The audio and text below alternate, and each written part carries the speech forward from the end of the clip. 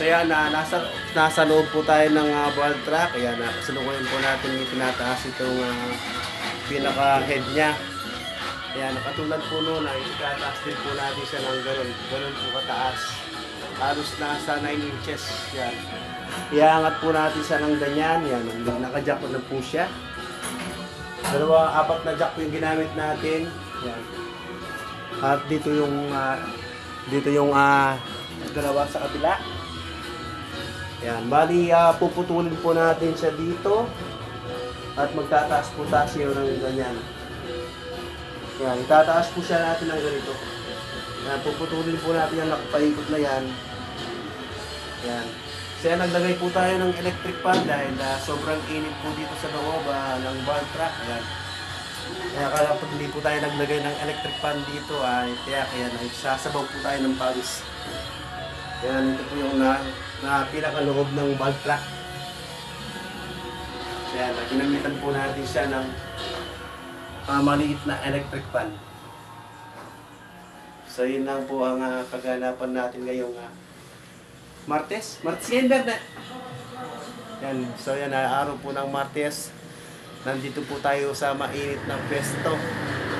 So yan, kahit nasa mainit po tayo ng pwesto ay okay lang dahil dito po natin kukunin yung ating mga pangsustento sa ating mga anak. Gaya deliver na kasama natin yan. Importante lang po kahit paano po ay nakakaraos po tayo sa araw-araw at hindi po tayo umaasa kanino man. Yan lang po ay pagkasyan lang po natin yung ating kinikita. Yan. Sa mga naglalaro po ng online gambling dyan, tawag yun, online, online sugal, iwasan po ninyo para hindi po kayo kawain ng inyong mga asawa. Yan. So yan ang online sugal po dahil kapag pinagpatuloy po natin itong laruin, tiyak po ito ay nakakasira po ng pamilya. Imbes na panggastos na po na din sa ating mga anak ay napupunta pa sa sugal. So yan, ito po yung mga ibang ball track dito. Yan, nakagawa na rin po tayo dati ng isang ball track dito na pinirepair sa atin. So yan, salamat naman po sa may-ari kahit paano po ay nagtitiwala po sa ating gawa.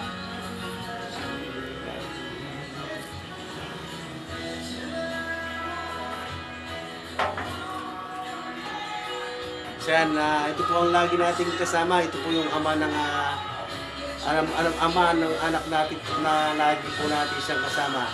So yan, kung ano po yung ugali ng anak, ganun din po yung ugali ng tatay niya. So yan, napakaswerte po namin dahil sa kanila, yan. Yan, shout out naman po sa lahat po ng aming manonood dyan. So yan, trabaho po muna tayo.